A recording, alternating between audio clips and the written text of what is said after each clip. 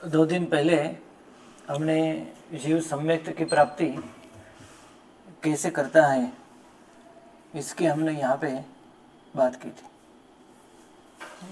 सबसे पहले यथाप्रवृत्तकरण, इसके बाद सबसे पहले यथाप्रवृत्तकरण, बाद में अपूर्वकरण, बाद में अनुवृत्तिकरण, ऐसे तीन करण के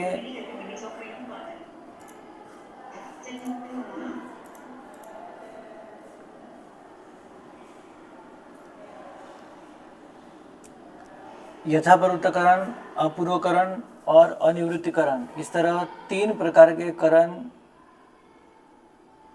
करके जीव सम्यक्त की प्राप्ति करता है। यथाप्रवृत्त यानी क्या? तथा स्वभाव से जो करण ऑटोमेटिक हो जाता है, ऐसे करण को यथाप्रवृत्त करण कहा गया है।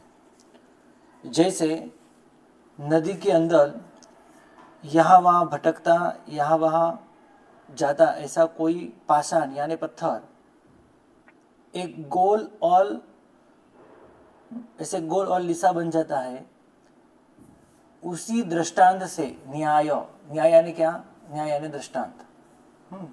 उसी दृष्टांत से समझना है कि तथा भव्यता, संसार के अंदर ऐसी एक योग्यता, तथा भव्यता यानी क्या? ऐसी एक योग्यता जो ऑटोमेटिक बन जाती है। जैसे नदी के प्रवाह में एक पत्थर गोल और लिसा बन जाता है, बस वैसे ही संसार के अंदर अनेक भव चक्र के अंदर भटकता हुआ, जन्म मरण सुख दुख आदि को भोगता हुआ एक जीव, इसी तरह उसकी ऑटोमेटिक ऐसी योग्यता हो जाती है, तो तथा स्वभाव से ही वो यथा प्रवृत्तकरण कर लेता है। मैंने यहाँ पे कहा था कि जीव यहाँ पे भव्य भी हो सकते हैं और अभव्य भी हो सकते हैं, दोनों प्रकार के यहाँ पे जीव एक करण करते हैं। करने के बाद कुछ भव्य जीव ऐसे होते हैं कि जो भव्य जीव प्रयास करके धर्म पुरुषार्थ करते हुए आगे बढ़ता है और ग्रंथि का भेद करता है। यहाँ पे ग्रंथि यानी क्या? तो तीव्र राग और द्वेष को खत्म करना। तीव्र राग संपूर्ण नहीं है, संपूर्ण राग और द्वेष रहित बनना ऐसा यहाँ पे अर्थ नहीं है। तीव्र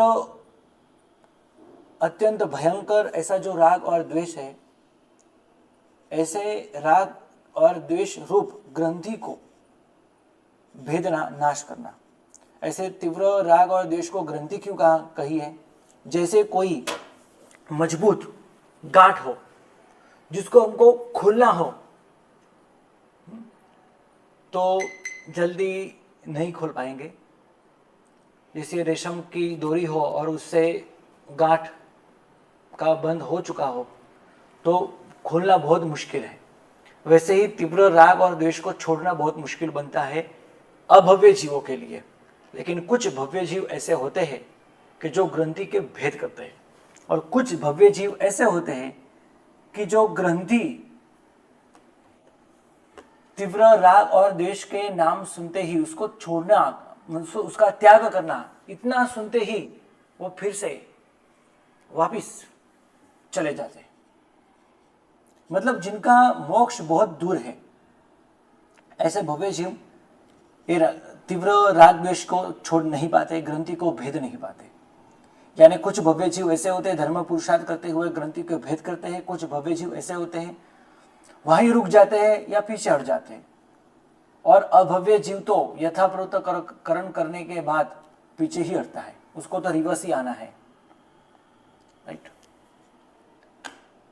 तो जो भव्य जीव धर्म पुरुषार्थ करते हुए ग्रंथि को जो भेदता है और भेद करके तुरंत ही क्या करता है? अपूर्वकरण कर लेता है।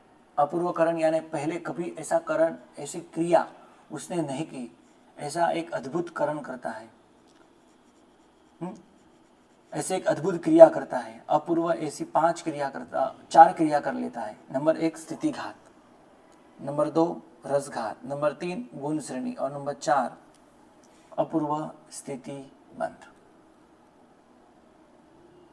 ग्रंथि भेद होने के बाद ये चारों एक साथ ही शुरू करता है, मतलब एक साथ ही होते हैं।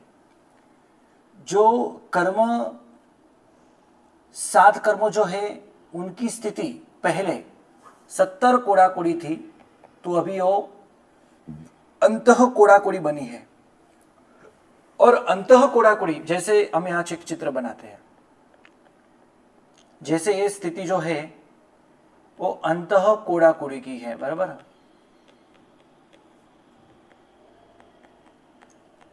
यानी एक कोड़ाकोड़ी सागरोपम के अंदर पल्लेपम का असंख्यात भाग कम, अंतः कोड़ाकोड़ी जिसे हम कहेंगे। ऐसे अंतः कोड़ाकोड़ी सागरोपम की जो स्थिति है, कर्मों की स्थिति है, उसमें से ये स्थिति कम होने लगती है। मतलब ऊपर से कर्म नीचे आने लगते हैं, मतलब स्थिति कम होना। ये भी समझो कि स्थिति यानी क्या। आपने पहला कर्मगंध किया है, तो जब कर्मों का बन होता है तो दूसरी गाथा के अंदर हमने ये सीखा है, पहले कर्मगंध के अंदर जब कर्म का बन होता है उसके ही साथ, और मतलब इसके साथ ही, बंद होने के साथ ही 4 कार्य हो जाते हैं। मतलब 4 प्रकार के बंध है। कौन कौन से? स्थिति बंध, रस बंध, प्रकृति बंध और प्रदेश बंध। ये बंध 4 प्रकार के, उसके अंदर स्थिति बंध आता है। स्थिति बंध यानी कर्मों को हम जब बांधते हैं तब उसका टाइम फिक्स हो जाता है कि वो कर्म जो है वो कितने समय तक आत्मा के साथ रहेंगे। बाद में उसका वो फल आप बताएंगे, बाद में आत्मा से अलग हो जाएंगे। मतलब आत्मा के साथ कर्मों का रहना वो स्थिति है, रहने का जो टाइम वो स्थिति है। ऐसी स्थिति को कम करने लगता है ग्रंथि भेद होने के बाद। उसी के साथ जैसे स्थिति कम होती है, उसी के साथ कर्मों की जो पावर है, सुख या दुख आदि देने की जो शक्ति है, पावर है, वो कम होने लगती है। उसे हम कहेंगे रसघात। नंबर 3 गुण श्रेणी, जिनकी स्थिति कम हुई है, जिनका रस भी कम हुआ है, ऐसे कर्मों को एक अवलिका के बाद के समयों में असंख्यात गुणाकार से कर्मों की रचना करना। मतलब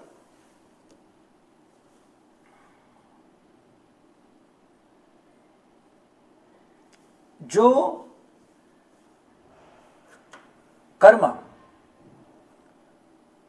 बहुत समय के बाद, अंतः कोड़ाकोड़ी समय के बाद उदय में आने वाले हैं, ऐसे कर्मों को उठा के उदय अवलिका के बाद के समयों में, मतलब यहां से इस तरह अंतर्मुत काल के अंदर उसकी रचना कर लेना, उसे कहते हैं गुण श्रेणी। क्या कहेंगे? गुण श्रेणी। यहां पे गुण शब्द लिखा है, यानी असंख्य गुण कर्मों की रचना करना। जो कर्म की स्थिति टूटी है, जिनका रस कम हुआ है, ऐसे कर्मों को उठा के उदय अवलिका के छोड़ने, या एक उदय अवलिका यानी असंख्य समय छोड़ने के बाद, उदय अवलिका छोड़ने के बाद में के जो समय, पहला समय, दूसरा, तीसरा, चौथा, 5वां, 6वां, तो ऐसे समयों में ऐसे कर्मों की रचना करना।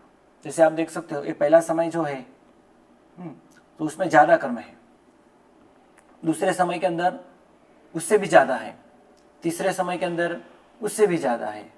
इसी तरह असंख्यात गुण श्रेणी करना, वो क्या है? तो वो गुण श्रेणी है। और अपूर्व स्थिति बंध। अपूर्व स्थिति बंध यानी पहले कर्मों का जो बंध करता था, उसमें उसको, ऐसे जीव को, ऐसे भव्य जीव को ज्यादा से ज्यादा कोड़ाकोड़ी सागरोपम के अंदर कर्मों का बंध होता। कोड़ाकोड़ी सागरोपम से भी ज्यादा कर्मों का बंध होता था, क्योंकि राग द्वेष कम नहीं हुए थे। लेकिन अभी तो राग द्वेष की तीव्रता कम हो चुकी है, ग्रंथि भेद हो चुका है, इसलिए बहुत कम यानी कोड़ा कोड़ी के अंदर से की ही स्थिति का बंध वो करता है। ऐसा पहले कभी नहीं हुआ, ऐसा पहले कभी नहीं हुआ। इसलिए यहाँ पे अपूर्व, पूर्व यानी पहले, अपूर्व यानी पहले कभी नहीं, ऐसे कम से कम स्थिति का बंध होना वो स्थिति बंध है। वो एक साथ शुरू होते हैं स्थितिघात, रसघात, गुण श्रेणी और गुण अपूर्व स्थिति बंध। ये दूसरा करण है।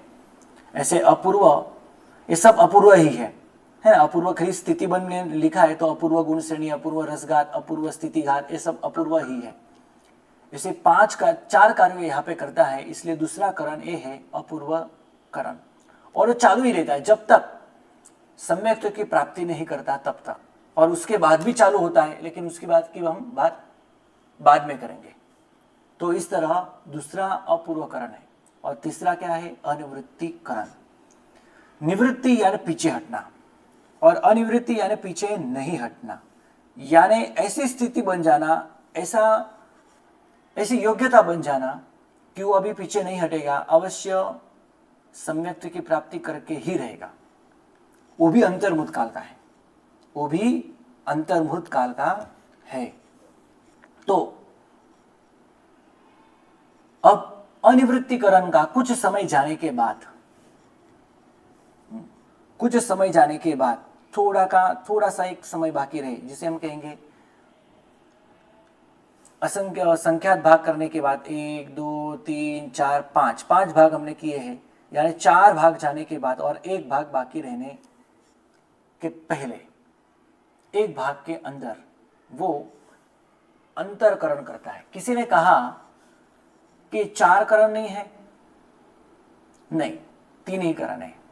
देखो, ये अनिवृत्ति करण का समय है, मैंने जो अभी यहाँ पे लाइन लिखी है, तो यहां से यहां तक अब अनिवृत्तिकरण है, राइट। और अनिवृत्तिकरण का अंतिम एक भाग, एक संख्यात्वा भाग, वही अंतरकरण का समय है, यानी अनिवृत्तिकरण के अंदर ही अंतरकरण आ जाता है, राइट। ये आपके प्रश्न का जवाब है। तो अंतरकरण करता है, यानी अंतरकरण करना यानी क्या?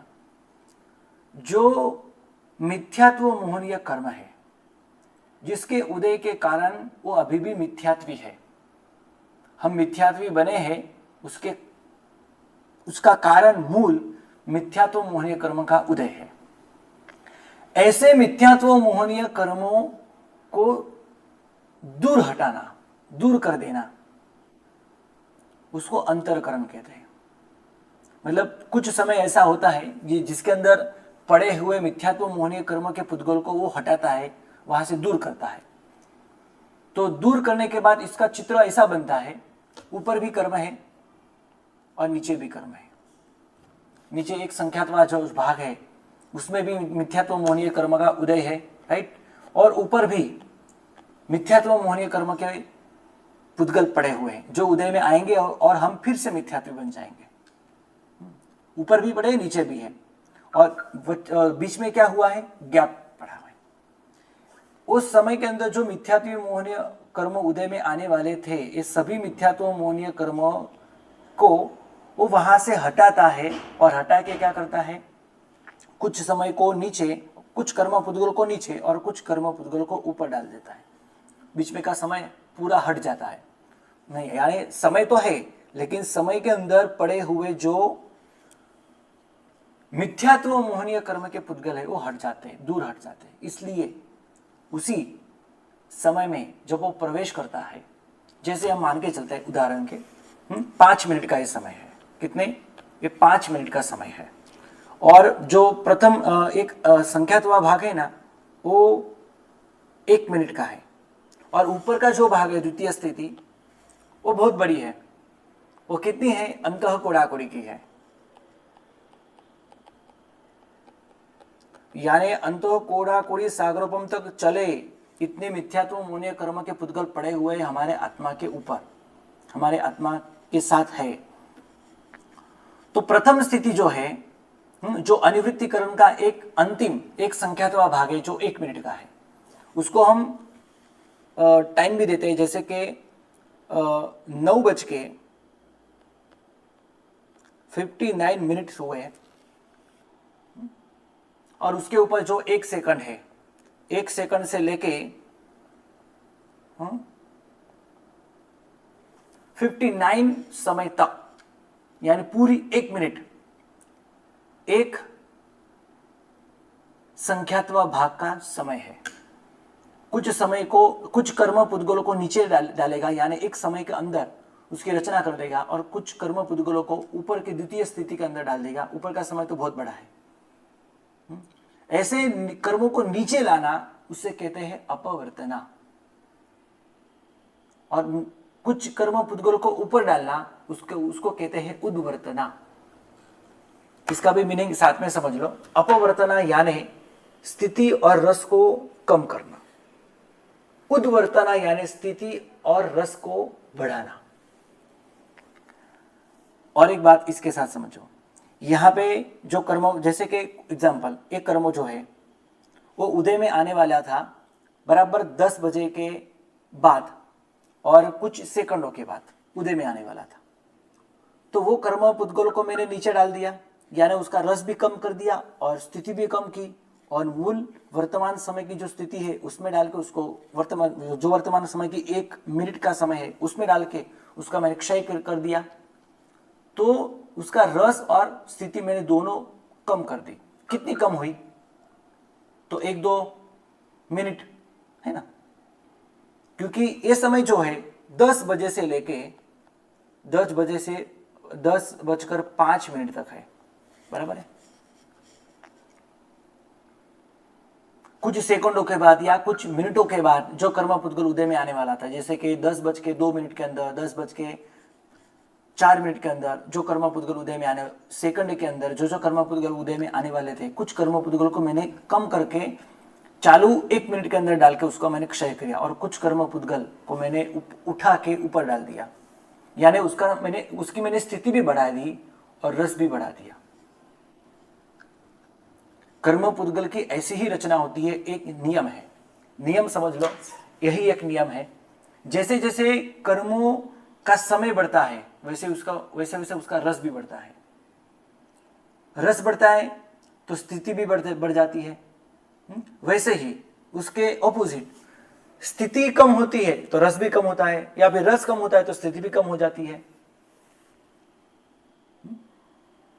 इस तरह स्थिति और रस को बढ़ाना, मतलब कुछ कर्म पुद्गलों, जैसे कि 10:04 के बाद 10:04 के बाद जो कर्म पुद्गल उदय में आने वाले थे उसको मैंने उठा के 10:10 के अंदर मैंने डाल दिया, यानी वो 6 मिनट के बाद उदय में आएगा। 5.5-6 मिनट के बाद उदय में आएगा। मतलब मैंने उसकी थोड़ी स्थिति और थोड़ा रस मैंने बढ़ा दिया। ऐसे ये सब कुछ जो होता है उसे ही अंतरकरण कहते हैं। बीच में के सब कर्म पुद्गल हट गए, मतलब ये 5 मिनट ऐसी हुई कि जो 5 मिनट के अंदर एक भी मिथ्यात्व मूल्य कर्म का उदय नहीं रहेगा, उसी को कहते हैं अंतरकरण। अंतर हुआ है, बीच में एक गैप पड़ा है। 1 मिनट का क्षय होगा, क्षय होने के बाद कर्म पुद्गल तो है नहीं 5 मिनट के अंदर, सब कर्म पुद्गल का क्षय हुआ, ऊपर नीचे कर दिया मैंने, कुछ कर्म का क्षय किया है, कुछ कर्म का मैंने ऊपर उसकी रचना कर दी है। मतलब ये 5 मिनट ऐसे है जो 5 मिनट के अंदर एक भी मिथ्यात्व मूल्य कर्म का उदय नहीं होगा, मतलब कर्म पुद्गल उदय में नहीं आएगा, मतलब वो जीव सम्यक्त्व को प्राप्त करेगा। और भी एक यहां पे एक दिक्कत हो सकती है, क्या? अंतरकरण पूर्ण हुआ, 1 मिनट पूर्ण हुई, 10 बज के बराबर 10 मिनट हो, 10 बज के संपूर्ण 10 बज गए, अभी क्या, आगे क्या? तो आगे और भी एक दिक्कत खड़ी हो सकती है, क्या? तो जो द्वितीय स्थिति के अंदर ऊपर की जो स्थिति है, जो अंतः कोड़ाकुड़ी सागरोपम की है, तो उसमें जो कर्म पुद्गल पड़े हैं वो शांत तक नहीं बैठेंगे, है ना, वो शांत नहीं बैठेंगे, तो वो उदय में अवश्य आने की उसकी पूरी संभावना रहती है। Hello,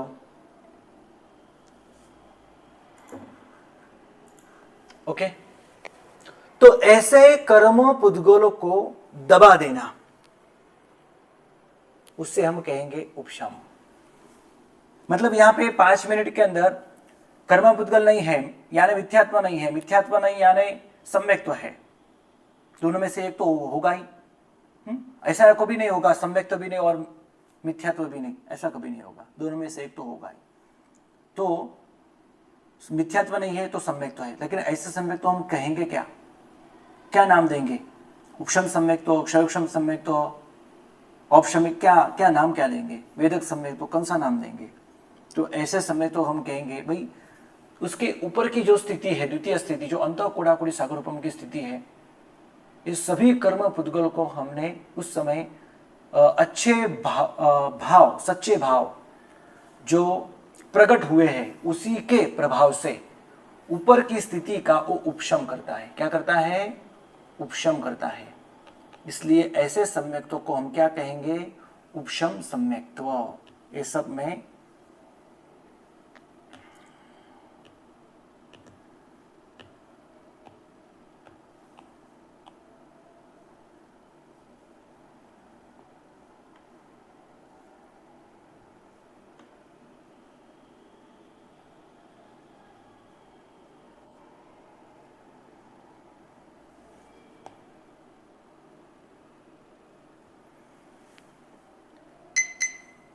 okay. उस ऐसे सम्यक्त्व को हम क्या कहेंगे? उपशम सम्यक्त्व।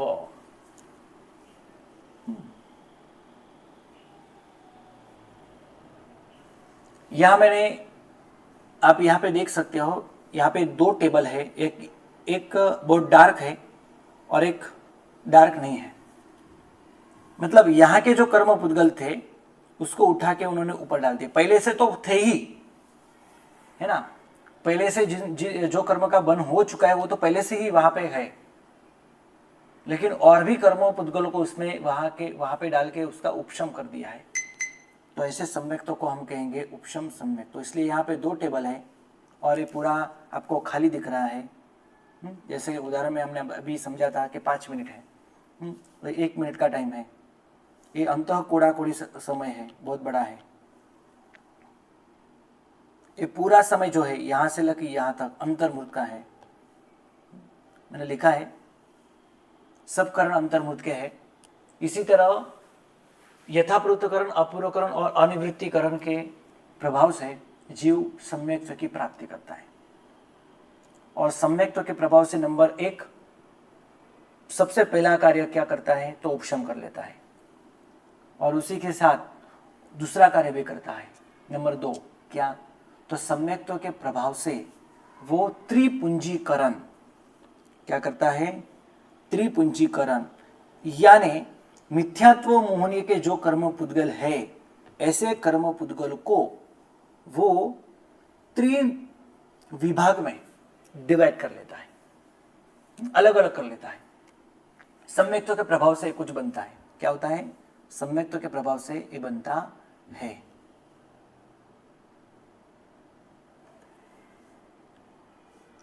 उपशम सम्यक्त्व के प्रभाव से त्रिपुंजीकरण होना। अभी त्रिपुंजीकरण यानी क्या? जो द्वितीय स्थिति के अंदर है ना, दूसरी स्थिति है, यानी अंत कोड़ा कोड़ी सागरोपम की ये दूसरी स्थिति है।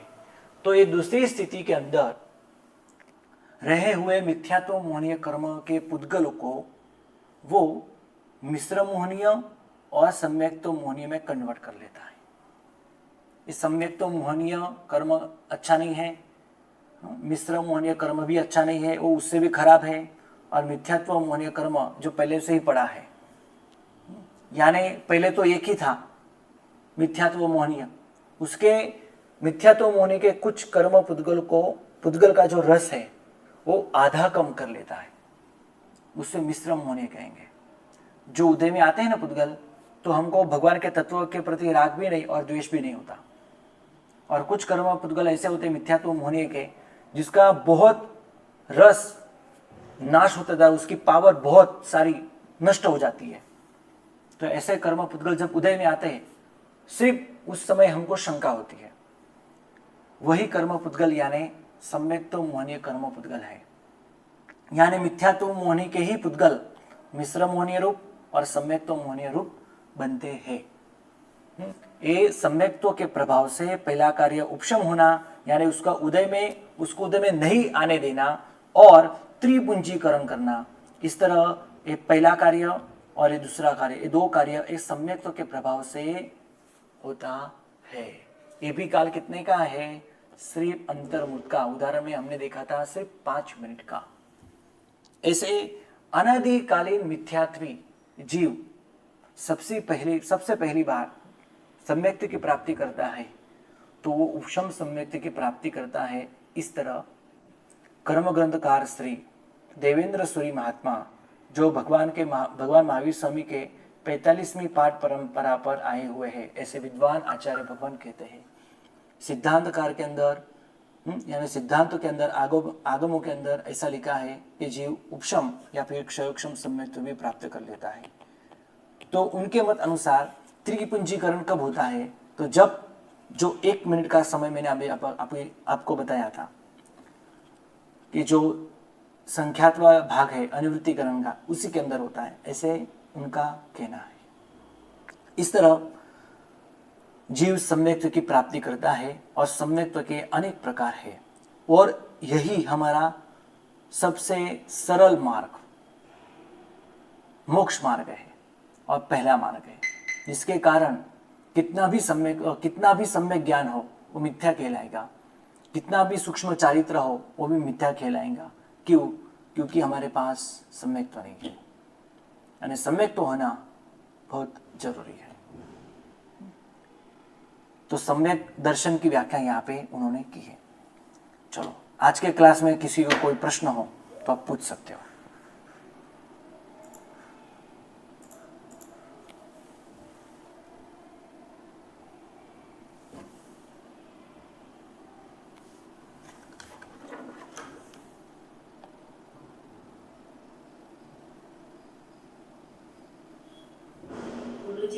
बोलो बोलो, सुन रहा हूं मैं।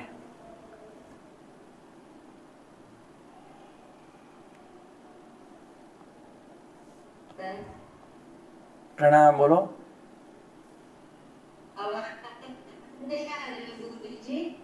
क्या आवाज आ रही है? आ रही है, बोलो। सुनाई दे रहा है। आपने बोला ना, जो बीच में जो कर्म है उसको नीचे डालते हैं और ऊपर डालते हैं। हाँ,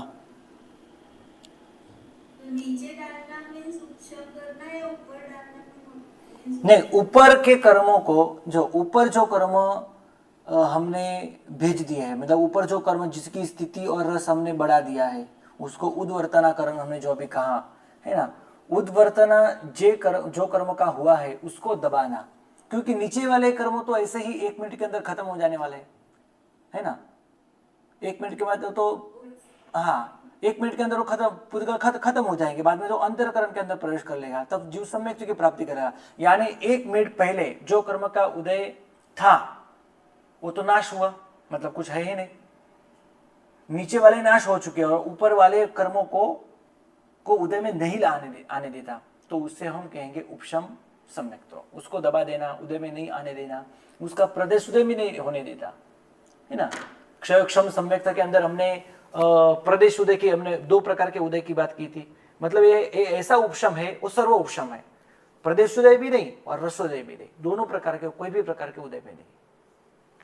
ओके, ऊपर जो डालता है वो उपशम में आएंगे ना? जी हाँ जी। और नीचे जो डालता है वो नहीं, नीचे जो डाला वो तो नाश हो गया ना, 1 मिनट के बाद तो खत्म हो जाएगा। वही हुआ ना कि हमने क्षय कर दिए। हाँ, क्षय कर दिए।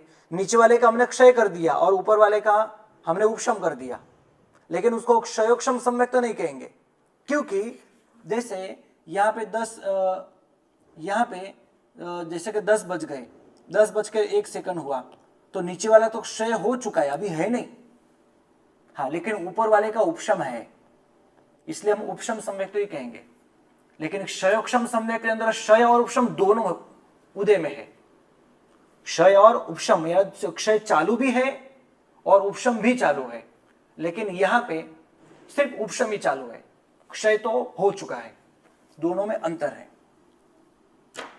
जो उपशम की है वो बाद में हमको भोगने हैं जी हाँ, और क्षय उपशम में फिर दोनों भी भोगने हैं। हाँ दोनों भी होता है, दोनों क्रिया है, क्षय भी है और उपशम भी है। किसका क्षय है? तो सम्यक तो मोहनीय का। और उपशम किसका है? कसायों का उपशम है ना, देश उपशम। उसे हम देश उपशम कहेंगे, सर्वोपशम नहीं कहेंगे। क्षयोक्षम की और भी अच्छी व्याख्या आपको आगे आएगी चौथे कर्म ग्रंथ के अंदर। ये तो आपकी अभी शुरुआत है। हाँ, जहां भी क्षयोक्षम सम्यक तो क्षयोक्षम की बात आएगी, आपको यही समझना है कुछ कर्मों का उदय और कुछ कर्मों का जहां उपशम होता है उसे हम क्षयोक्षम कहेंगे। राइट, बोलो।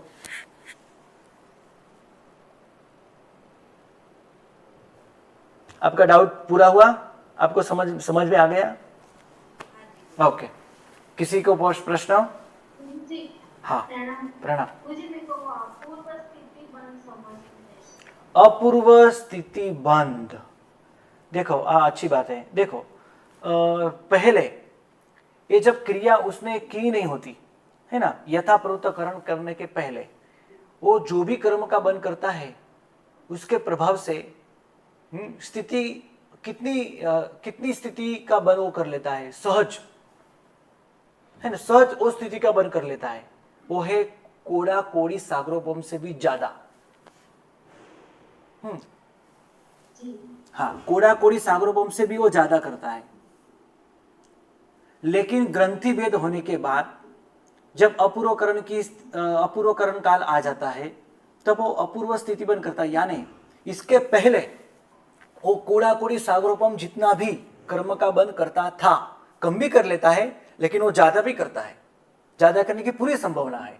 लेकिन ग्रंथिभेद होने के बाद वो कभी 70 कोड़ा कोड़ी सागरोपम की स्थिति का बंद कभी नहीं करेगा, उसकी ऐसी संभावना नहीं होगी। इसीलिए अपूर्व स्थिति बन यहां पे कहा है। क्या कहा है? अपूर्व स्थिति बन, मतलब पहले तो 70 कोड़ा कोड़ी सागरोपम की भी स्थिति करता था, लेकिन अभी तो सिर्फ अंतः कोड़ा कोड़ी है ना, अंतः कोड़ा कोड़ी सागरोपम की स्थिति वो बंद करेगा। यानी पहले ऐसा कभी नहीं हुआ, ये उनकी जीवन में, उनके लाइफ में पहली बार ऐसा हुआ, इसलिए वो अपूर्व स्थिति बन कहलाएगा, है ना।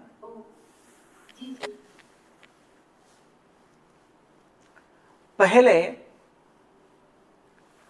है ना, ग्रंथि भेद के पहले वो अंतर्मूर्त की स्थिति का भी बंद कर लेता है, एक कोड़ा कोड़ी सागरोपम की स्थिति भी बंद कर लेता है, तो उससे भी ज्यादा 70 कोड़ा कोड़ी सागरोपम की भी स्थिति का बंद कर सकता है, उसकी यहाँ पे पूरी संभावना है। लेकिन ग्रंथि भेद होने के बाद ऐसा कभी नहीं होता। जो ऐसी इतनी स्थिति का बंद करना उसकी योग्यता पहले थी। क्यों? क्योंकि तीव्र राग और द्वेष दोनों है इसलिए।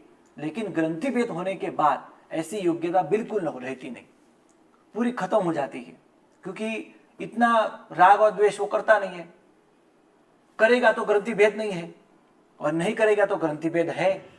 इसी के कारण वो अपूर्व स्थिति बन यहां पे कहलाएगा, क्योंकि इसके पहले ऐसा कभी नहीं हुआ कि वो कोड़ा कोड़ी सागरोपम से जो ज्यादा बन करता था।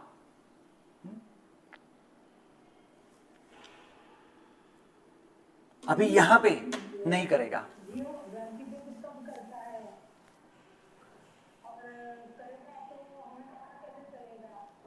नहीं, हमको तो नहीं पता चलेगा, हम अल्प ज्ञानी है, हमको नहीं पता चलेगा किसने ग्रंथि भेद किया है, किसने ग्रंथि भेद नहीं किया है।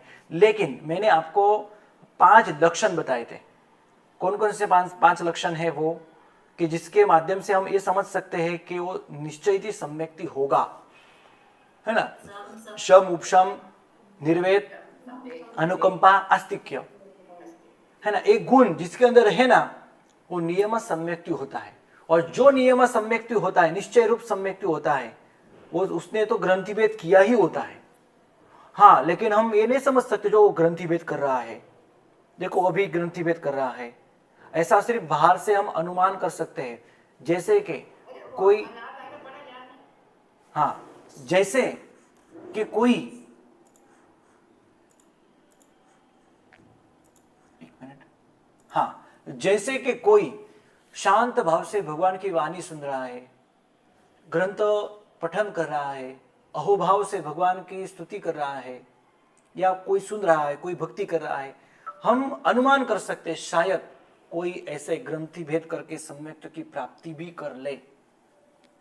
बाद में उसके लक्षण तो हमको शास्त्र में जैसे यहाँ पे बताए सम, संवेग, अनुकंपा, निर्वेद, आस्तिक के सब लक्षण बताए, इसके माध्यम से हम बाद में पहचान सकते हैं कि नियम सम्यक्त है,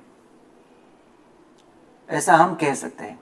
लेकिन ये ग्रंथि भेद की जो बात यहाँ पे है वो हमारे लिए तो संपूर्ण इंद्रिय के द्वारा हम इसको पहचान नहीं पाएंगे। हमारे लिए तो ये अतीन्द्रिय है, केवल ज्ञानी भगवान जान सकते हैं। इसलिए से नैसार ने जब सम्यक्त की प्राप्ति की, यानी नमस्कार महामंत्र उनको मिला और नमस्कार महामंत्र को उन्होंने अहोभाव से स्वीकार किया, तब उनको सम्यक्त की प्राप्ति हुई। ये सब किसने बताया? वो दो साधु भगवान ने बताया जिन्होंने नवकार दिया? नहीं, वो तो केवल ही भगवान ने कहा, राइट? आदिनाथ, हाँ बोलो। के वक्त हमें मान सकते हैं ना कि जब ये पूरा में भी लगाया मुझे पूरा चैप्टर, तो जब पढ़ रहे थे तो अनिवृत्तिकरण जब हुआ तो मैंने ऐसे माना कि वैसा उस वक्त अनिवृत्तिकरण हुआ था जब उसे समय को प्राप्त किया, वैसा के भूमि मान स्वामी भगवान ने। सिर्फ अनिवृत्तिकरण नहीं, तब यथापूर्तकरण भी हुआ, अपूर्वकरण भी हुआ और अनिवृत्तिकरण भी हुआ। पहले हुआ तो फिर सदक्ति भेद हुआ, फिर अपूर्वकरण भी हुआ जी। हाँ हाँ, मतलब यही क्रम से हुआ, क्रम तो यही था।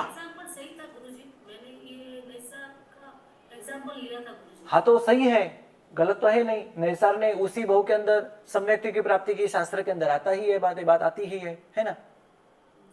हाँ, साधु भगवान ने उन्हें नमस्कार महामंत्र दिया और उन्होंने बहुत अहोभाव से ये स्वीकार किया, और शास्त्र के अंदर कहा ही है कि नैसार को उसी समय सम्यक्त की प्राप्ति हुई और उन्हें नमस्कार महामंत्र की आराधना की, राइट? अभी देखो, एक मिनट इसके साथ ये भी समझो क्या, तो जैसे नमस्कार महामंत्र दिया वैसे ही उनको सम्यक्त की प्राप्ति हुई उसी समय। वो हम नहीं कह सकेंगे, केवल यानी भगवान कह सकते हैं। ऐसा भी हो सकता है उस समय सिर्फ नमस्कार महामंत्र लिया और समझ लिया, और बाद में उसके ऊपर उन्होंने जब चिंतन किया तब हुआ। तो चिंतन चलते चलते भी किया होगा, किसी कहाँ बैठे बैठे भी किया होगा, खाने के पहले भी किया होगा, है ना? हाँ, तब हुआ। कहीं चिंतन बगर तो ये अशक्य है, असंभव है।